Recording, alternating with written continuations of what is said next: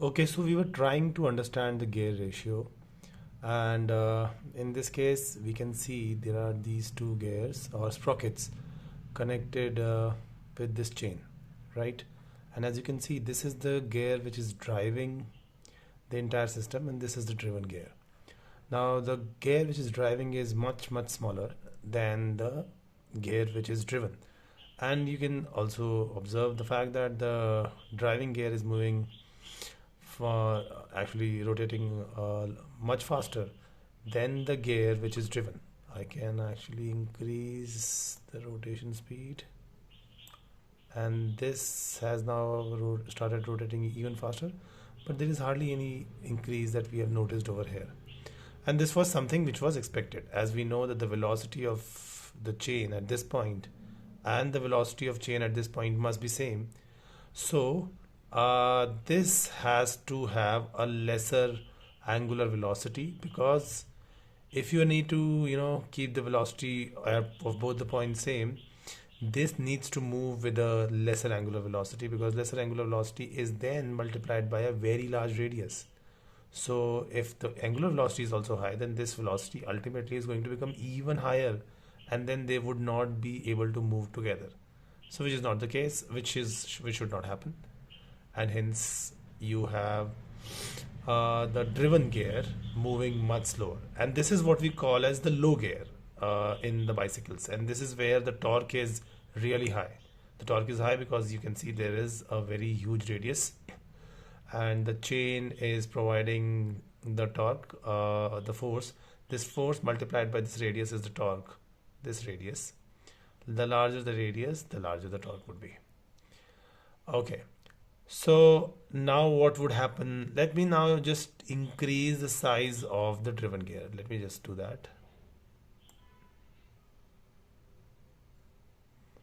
The moment I increase the size of the driven gear, or the gear which is driving, it is very evident that the driven gear also starts moving faster. The more I increase, the faster this becomes. This, by the way, is a simulation which I have taken from a website called blocklayer.com.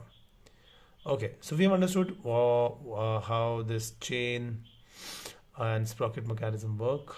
If you have a smaller driving gear, then the driven gear would be moving really slow. This is how we can demonstrate this. The driving gear is much smaller. So this basically would mean that your gear ratio is very high. If your gear ratio is high, then this is going to move very slow. Okay, now, so this actually is is like the first gear in your car. So this is representing the first gear in your car. The first gear in your car generates the maximum torque, but also generates the least angular velocity, which is great. But now the question is that why, if you suddenly switch from the first gear to the fourth gear, the car stops? Why does that happen? Why is there a problem with this sudden shift? So as you can see over here, that if I suddenly shift from the first to fourth gear, you can check that the angular velocity of the driven gear also suddenly increases, right? This velocity suddenly increases, the angular velocity of the driven gear. And if you want to increase the angular velocity of the driven gear, you need torque. Now the torque is available, but as we know that in the fourth gear, the available torque is much lesser than the first gear. So you are actually aiming for a very high acceleration, but are providing a very small torque.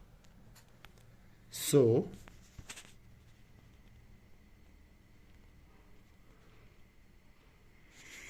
if you are moving from the third gear to the fourth gear, you're actually moving from high angular speed to a very high angular speed, but that would mean less acceleration. This is low acceleration, which is possible in the fourth gear. You can actually accelerate, but at a higher gear, since this torque is smaller, the acceleration would be also smaller.